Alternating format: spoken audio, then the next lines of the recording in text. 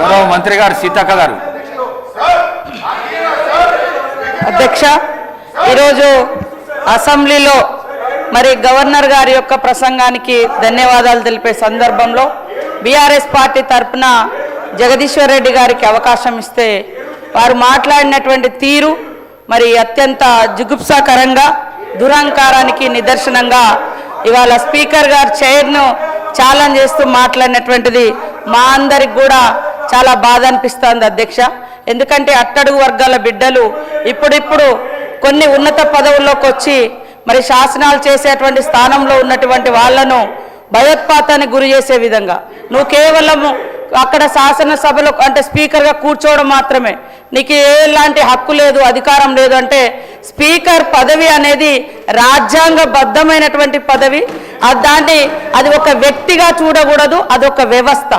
ఇక్కడ మొత్తం ఉన్నటువంటి సభ్యుల అందరి యొక్క గౌరవాన్ని మేము చూస్తూ ఉంటాము. ఎప్పుడు నిరంతరం మీరు ఎక్కువ అటే చూస్తూ ఉంటారు, వాళ్ళకు ప్రతి అవకాశం. ఈరోజు కూడా తలసాని శ్రీనివాస్ యాదవ్ గారు ఏ హోదాలో మాట్లాడినారు, అయినా మీరు అవకాశం ఇచ్చారు. అనేక సార్లు హరీష్ రావు గారు మాట్లాడుతారు, అవకాశాలు ఇస్తూనే ఉన్నారు. కానీ మేము అటు నుంచి ఎన్ని అవమానాలు ఎదుర్కొన్నామో మేము చూసినాము. కాబట్టి ఈరోజు సభ్యుడు ఎవరైతే మాట్లాడినరో అది నిజంగా అత్యంత అవమానకరంగా మాట్లాడినరు. అంటే ఈరోజు ఎట్లా ఉందంటే కొన్ని వర్గాలకు కొన్ని కుటుంబాలకు కొంతమందికే గౌరవము, మిగతా వాళ్ళకి ఎవరికి ఆ గౌరవం దక్కకూడదని ఏకవచనం కాకుండా నీకు అని మాట్లాడినరు. మా దగ్గర విజువల్స్ ఉన్నాయి, అవన్నీ కూడా సభ ముందు పెట్టడానికి ఎప్పుడైనా సిద్ధం. కాబట్టి ఖచ్చితంగా ఒక దళిత జాతి బిడ్డగా మరి ఒక అత్యున్నత స్థానంలో కూర్చోవడాన్ని వాళ్ళు జీర్ణించుకోలేకపోతున్నారు.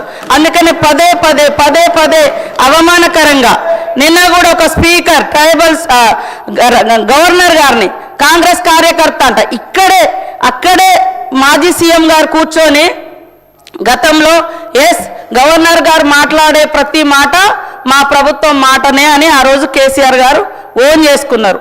ఈరోజు మరి కార్యకర్త అని అలా ఆపాదించడం, గవర్నర్ గారు కూడా ఒక రాజ్యాంగబద్ధమైనటువంటి పదవిలో ఉన్నాడు.